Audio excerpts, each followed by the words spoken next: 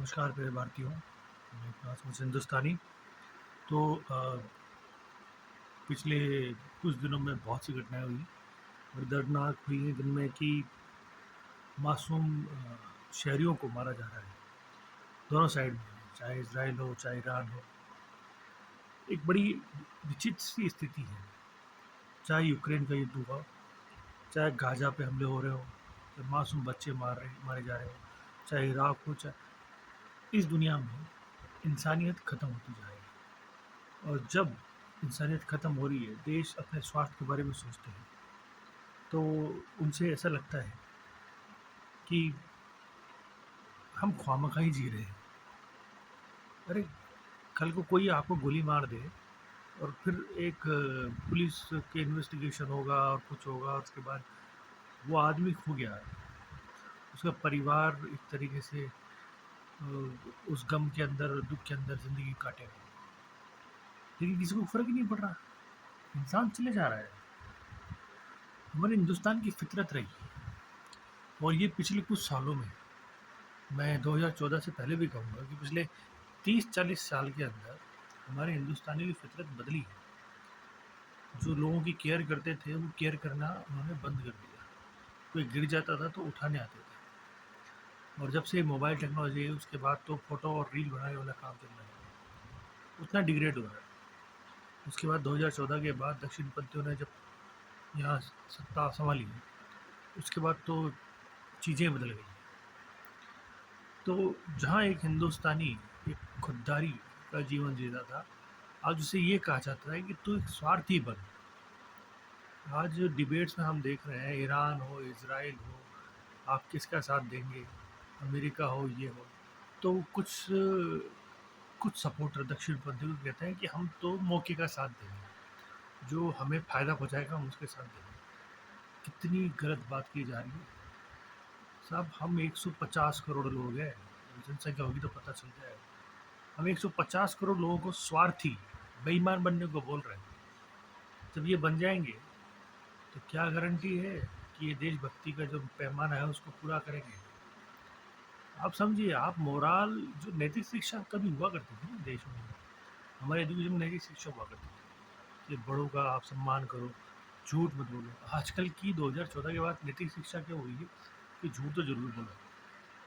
तुम्हारा स्वार्थ सिद्ध हो रहा है तो झूठ बोलो, और झूठ बोल के जो भी करना है करो। और तुम बेईमान हो, भ्रष्टाचारी हो, तुम हमारे पास आ जाओ, हम कुछ नहीं होने देंगे। मतलब ये हो रहा है ना, वो एजेंसीज़ में कोई विपक्षी पार्टी में होता है, इधर आ जाता है, कुछ नहीं होता। और यूँ और बेकार इन्हें लगता है कि ये मूर्ख बना रहे हैं। देखिए, एक बहुत बड़ा वर्ग है जो समझदार है हिंदुस्तान में, वो सब समझता है। सब अपने फ़ायदे के लिए लोगों को चुनने लगे हैं। तो ऐसी परिस्थिति में इस हिंदुस्तान का क्या होगा? जहाँ पर 80-90 करोड़ लोग को राशन देना पड़ रहा है, मतलब आप तकरीबन मानिए कि 80-90 करोड़ लोग बस उस वर्ज में हैं कि अगर खाना नहीं मिले 2-5 दिन तो भूखे मरें। तो 50-60 करोड़ का देश नहीं है साहब ये बहुत बड़ा देश है। इंसानों की ज़िंदगी का मोल होता है। विमान हादसा हो गया, उसके बाद पुल का हादसा हो गया, किसी की ज़िम्मेदारी तय करेंगे नहीं हम बेशर्म हैं, हमें खुददारी से वो मतलब नहीं, हम अपना स्वार्थ ढूँढें, हम बेईमानी फैलाएँ। देखिए, ये सब करना नागपुरी दक्षिणपंथी को सूट करता होगा, और ये उनके संस्कार में होगा। मैं ज़्यादा कमेंट नहीं करूँगा इस बारे में, लेकिन मुझे लगता है कि जो वो लोग कर रहे हैं, कि वो लोग 2014 में सत्ता में आए और झूठ बोल-बोल के और बरगला गए और लोगों को सत्ता में हैं, लेकिन मैंने पहले भी वीडियो में कहा है कि ऐसी जो विचारधारा है, ये लंबी नहीं चल पाती है। और आने वाले कुछ समय, जब जिस भी दिन, आज नहीं, ये और तानाशाही हो जाए और अराजक हो जाए, जिस भी दिन पब्लिक ने सोचा, और जैसे हमारे यहाँ पर कई राजनीतिक दल जो यहाँ का चुनाव तंत्र है उसके बारे में बोलते हैं, जो भी हो रहा है, एजेंसी तंत्र, जितने भी ये लूटे पिटे बिके हुए जो एक सिस्टम बना हुआ है ना, ये पछताएगा। इनके लोग पछताएंगे, आज नहीं, 11 साल इनको बड़े मौज हो रहे हैं, इनकी ज़मीनें बन रही हैं, करप्शन हो रहा है, भयंकर पैसा कमा रहे हैं लोग। कोई पूछने ताछने वाला नहीं है, कोई सीएजी की ऑडिट नहीं हो रही, कुछ नहीं हो रहा है इस देश में। लेकिन एक चीज़ बहुत अच्छी हो रही है, मैं आपको बताऊँ, वो ये है कि लोगों में जो 2014 के बाद पर्दा पड़ा था समझ में, वो पर्दा उठने लगा है। और ये मैं बहुत सी यूट्यूब में वीडियोस देखे, ऐसे देखे जिनमें हो सकता है मैं गलत हूँ, कि उनमें जब और वो जेन्युइन चैनल हैं जो डिस्कशन कर रहे हैं, लोगों से उनकी राय जानना चाहते हैं, बहुत से हैं ऐसे हिंदुस्तान मीडिया चैनल में जो राय जानना चाहते हैं कि क्या माहौल बन रहा है क्या नहीं। तो उनकी बातों से लगता है कि लोगों में एक डिसेंट है कि जो हो रहा है हर वक्त सही नहीं हो रहा है, कुछ गलत हो रहा है। और मैं इजराइल और ईरान के उसमें चाहना जो मैं चाहता हूँ कि पहला हमला आपने इजराइल इजराइल के ऊपर हमला हुआ, इजराइल ने हमला करा, उसके बाद वहाँ पर उसने हमले करते गया, उस शहर को तबाह कर दिया कि हमें एग्जिस्टेंस का खतरा है इसको कहेंगे। और तबाह करके और लोग कहते हैं कि इसकी ताकत, अरे यार निहत्तों पे बम चला के तुम ताकत का इजहार करते हो क्या? इन्हें बुजदिल कहा जाता है।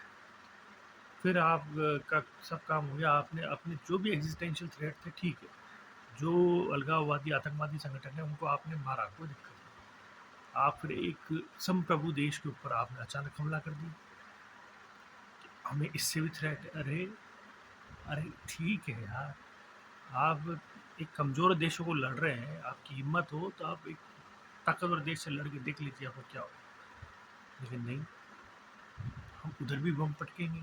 और उसके बाद हुआ ये है कि दोनों साइडों में जंग में परेशान, सिर्फ बेचारा वो, मेरे को तो उन पर तरस आता है इसराइलीज पे, बार बार बम, मैं सही बताऊँ, हर इसराइली नहीं चाहता।